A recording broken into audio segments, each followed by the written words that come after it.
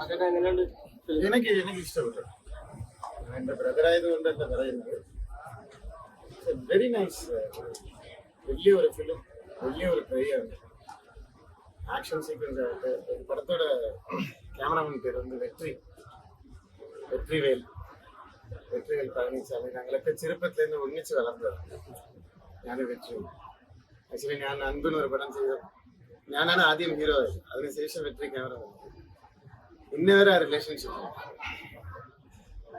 ഒരു സീൻ എടുത്തു പറയുന്നു, ഗൂസ് ബംസ് ഉണ്ട്. ഞാൻ ക്ലാപ്പ് അടിച്ചു, നിങ്ങൾ എല്ലാവരും കൂടി ക്ലാപ്പ് അടിച്ചു. அந்த ഫോറസ്റ്റിനകത്ത് ഫ്രോസൺ ഏരിയയിലിരിക്കുമ്പോൾ മഞ്ഞൊക്കെ ഉണ്ടായിരിക്കുമ്പോൾ ആ പെണ്ണുകൾ പറയുന്ന ഡയലോഗില്ല, എക്സ്ട്രാഡിനറി ഡയലോഗ്. ആണെങ്കിൽ എത്ര പേരുണ്ട്? 15 പേര്. പെണ്ണുകൾ 25 പേര്. അപ്പൊ കൊല്ലാലോ. പെണ്ണെന്ന് പറഞ്ഞാൽ താഴ്ന്നതല്ല, പെണ്ണുക്ക് കൊല്ലാലോ വാർന്ന് വരുമ്പോ. അത് ഇത്തരം ഒരു ഗൂസ് ബംസ് ആയിരുന്നു. പിന്നെ ക്ലൈമാക്സ് പറയുന്നുണ്ട്, ചൊല്ലக்கூடாது. പടം കഴിഞ്ഞു എന്ന് വിചാരിക്കുമ്പോ ഏറ്റവും വലിയൊരു ട്വിസ്റ്റ്. അയ്യോ,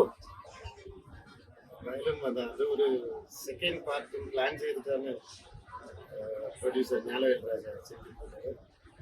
എന്റെ ചേട്ടനെ കുറിച്ച് ഞാനേ പറയുന്നത് ശരിയല്ല, ഞങ്ങൾ ഫോണിൽ സംസാരിച്ചോളാം.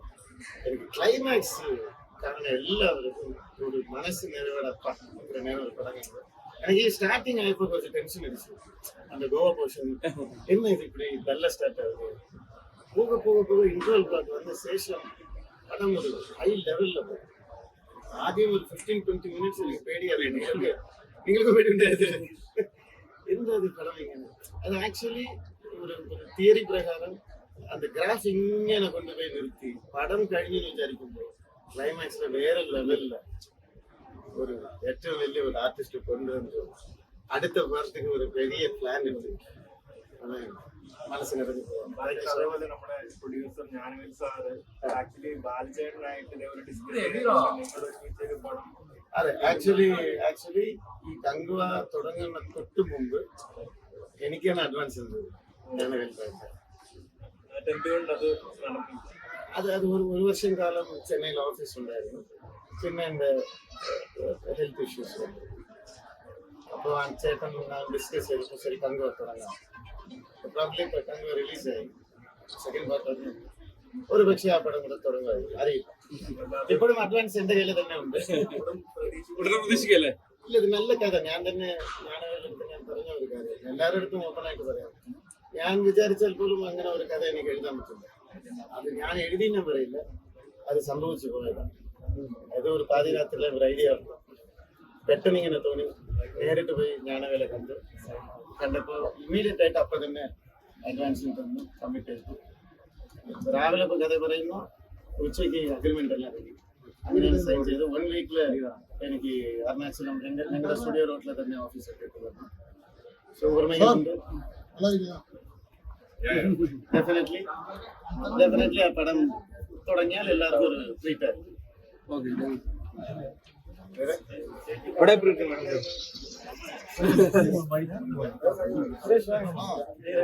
சுரேஷ் ஆக்சுவலா இவர் சென்னையில இருந்து வந்திருக்காரு ஃளைட் எடுத்துட்டு. பாலா என்ற கசினா. Nice movie. விஷுவலி சில சீன்லாம் வந்து எக்ஸ்ட்ரீம்லி ஹாலிவுட் மூவியோட பேட்டர்ன் தான். ஹாலிவுட் அப்புகலிப்ட பார்த்த மாதிரி ஒரு ஃபீல் இருந்துச்சு. Second half was amazing. Suriya சார்ல சான்ஸே இல்லை. ஆக்டிங் வந்து extraordinary acting. Climax Karthi sir வந்தது, excellent goosebumps. Overall it's a visual treat movie. So everybody should enjoy பண்ணலாம். வந்தா you can enjoy with your family. Nice movie. அடுத்து ஊட்டில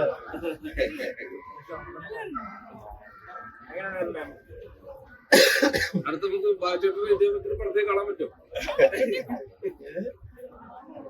എന്താ ചോദിച്ചത്? അല്ല, ഈ സൂര്യനെ പോലെ ബാലചേട്ടന് പടം കാണാൻ പറ്റും. എന്റെ പടമാ? ഡെഫിനറ്റ്ലി. അതല്ലേ ഇപ്പൊ ഉത്തരം പറഞ്ഞത്. നേരെ ചെന്നൈ പോയി ജ്ഞാനവേൽ എടുത്ത് ചോദിക്കും ആ പടം എന്തായാലും.